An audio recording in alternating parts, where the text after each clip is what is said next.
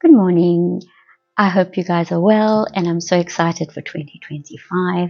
I'm sitting in the office, it's lovely and quiet, and as I look out this window, I have the most spectacular view of Table Mountain, and I had to stop and share this with you because it's just so extraordinary.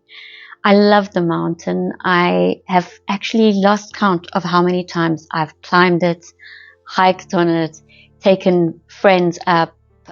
It's just really beautiful. And so what I thought I'd do is stop immediately and chat to you a little bit about my experience climbing Mount Kilimanjaro. In 2013, my brother, two friends, and I decided we were going to climb the highest mountain in Africa, Mount Kilimanjaro, and it was quite a tough experience. It could almost have been called Mount Kilimanjaro because I thought I was going to die up there, but it was the most extraordinary experience of my life, and I wanted to share with you because today's topic is really around how we measure success. Whether we look at the gap or the gain, there's an excellent book by Dan Sullivan and Dr. Benjamin Hardy called The Gap and the Gain. I'm going to actually read the line to you right here. It says, "The High Achiever's Guide to Happiness, Confidence, and Success." Speaking about high achievers, you're looking at one right here. I am a serial overachiever, and it's got good, it's also got bad. On the good side, I have done so much with my life. I've achieved so much. I've had the most amazing adventures and experiences. On the bad, I think I've driven myself and my family pretty nuts with my determination and drive. I have very high standards for myself. I also tend to push really hard, which means I've burnt out a few times to the point where I've needed to go into a hospital just to recover from pushing myself too far. And this book, The Gap and the Gain, is something that I wish I'd read many years ago, but I'm glad that I can speak about it today because I'm hoping it will help you. So what I'm going to do is I'm going to share how I learned the lesson of this book while climbing Kilimanjaro. Table Mountain starts at sea level and climbs to 1,086 meters high, whereas Kilimanjaro starts at 1,000 meters above sea level, so it starts at the top of Table Mountain, and then it climbs a further 19,340 feet, which in meters is just short of 6,000 meters. So it's 5,895, it's around there. So in effect, if you're looking from Cape Town, where I stay, starting at sea level, I'm then going to be climbing Table Mountain to get to the bottom of Mount Kilimanjaro, and then another 6 Table Mountains to get to the top. So altitude-wise, coming from Cape Town, it's extremely challenging because it's an extra 1,000 meters that we have to acclimatize before we even start climbing the mountain. From day 2 already, we were above the clouds and there was snow on the tents. You climb for 5 days, have a very short sleep in the afternoon, and then throughout the 5th night, you climb to summit. During this trip, the air gets very, very thin and you battle to breathe at times. You know the whole time that altitude sickness can hit anybody, anytime. You can take tablets to try to prevent it. You can do whatever you want. If it decides it's going to make you sick, it makes you really, really sick.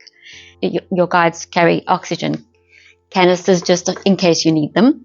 But the minute you take oxygen, that's the end of your journey. Then you have to start going down.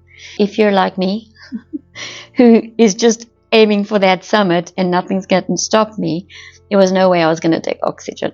I was going to make it to the top. With altitude sickness, there's no shame in not making it to the top. If you get sick, you get sick. And you have to come down, you have to come down. Not everybody makes it. This is me, overachiever, focused on this summit. All I look at is that summit. And from day one, it's very misleading. You kind of feel like it's not that high. It doesn't look that high, or I feel almost like I can touch it. It's not that far away. How's 5 days and a whole night going to get me to that summit? And I remember just focusing on that summit the whole time. And while you climb Kilimanjaro, it's the most spectacular experience because you go through 5 different ecological zones. You go through a rainforest, you go through a desert, most amazing dry spaces where there are plants that can only grow at high altitudes. At the bottom, and all the animals, and you're right down there where there's the savannah, and people go on safaris, and there's the great migration of the buffalo. It's just so beautiful. There's just so many animals. And in the rainforest there were monkeys and birds. It was just really great. But the higher you go, the fewer animals there were. I think the only animals that followed us almost to the top were crows. On the 5th day you reach your base camp. Helicopters can't go that high, which means if you're sick you need to get carried down on stretchers, because helicopters can't land that high. So you do reach a point where if I'm in trouble now, I'm in big trouble.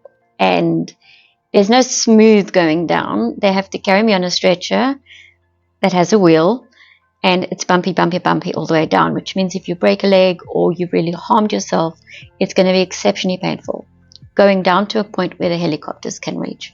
I trained quite a lot for Kili. I ran every day on the beach with my dogs.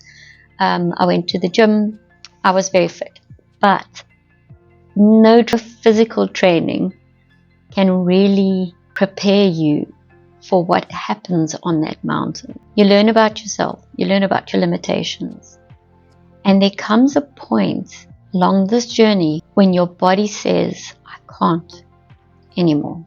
Every muscle in my body ached.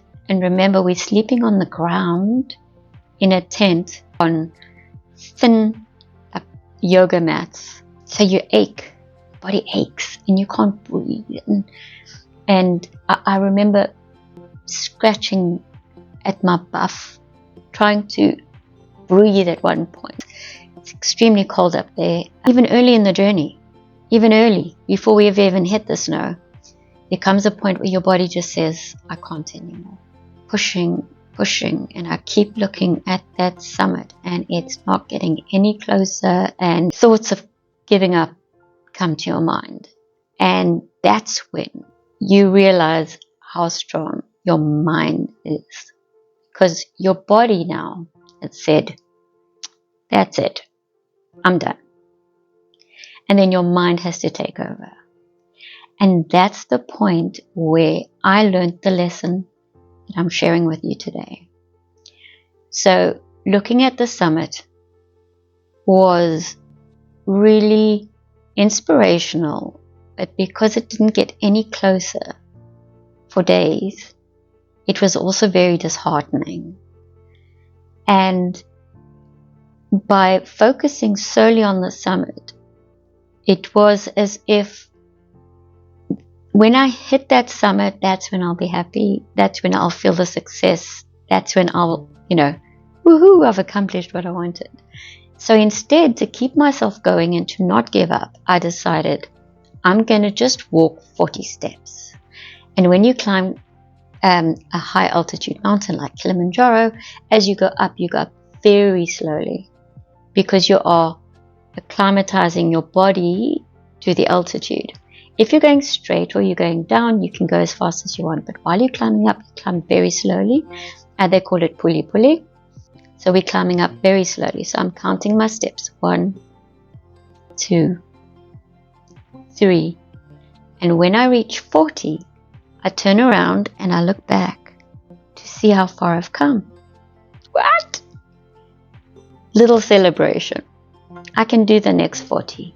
I can do the next 40. And every time my body said to me, I can't do this anymore, my mind would say, I'm doing it. 40 steps at a time.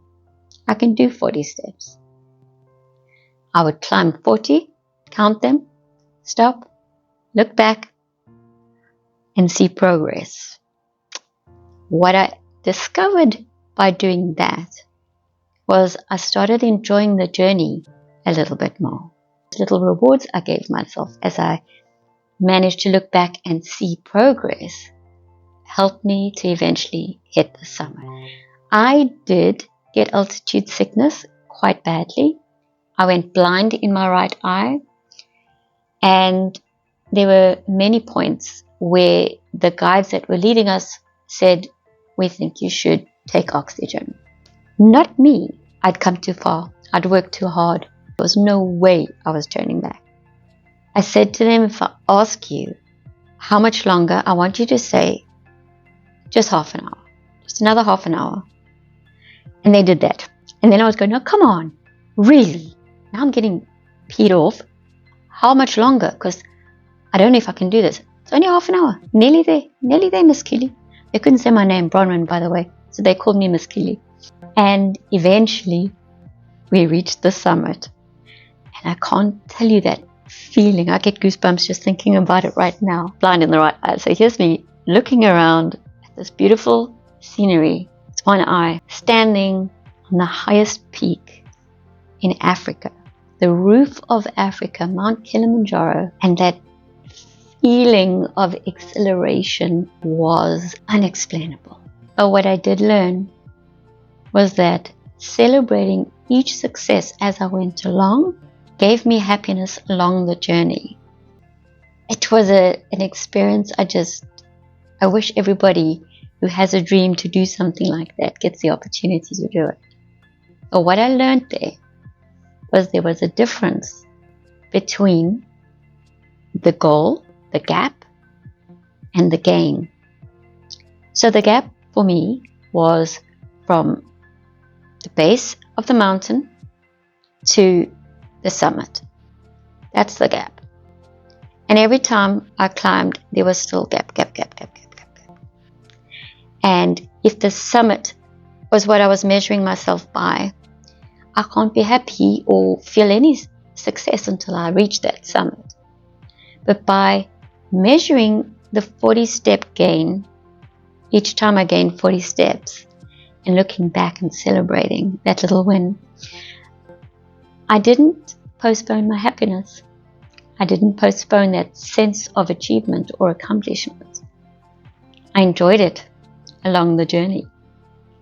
And the book, The Gap and the Gain, is exactly about that. It is about how overachievers, such as myself, and I'm sure a lot of my viewers, tend to always look at that gap. If only I get to this point. Once I have reached that summit, I will be happy. Once I have published my book, I will be happy. Once I have graduated with my doctorate, I will be happy. Once I have achieved my sales goals, I will be happy. Instead of saying, I'm postponing my joy, I'm postponing my celebration until I hit that goal, we could say, look how far I've come. Let's measure the gain. Let's look at every 40 steps, look back and go, wow.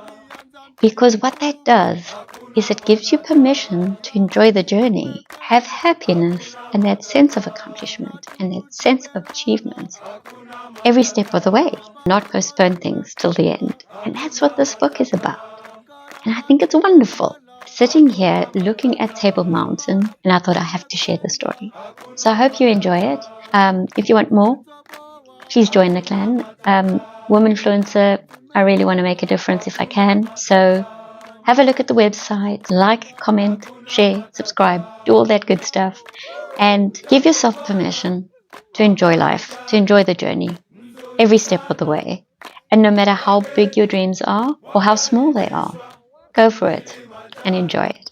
Love you guys. Take care. Bye.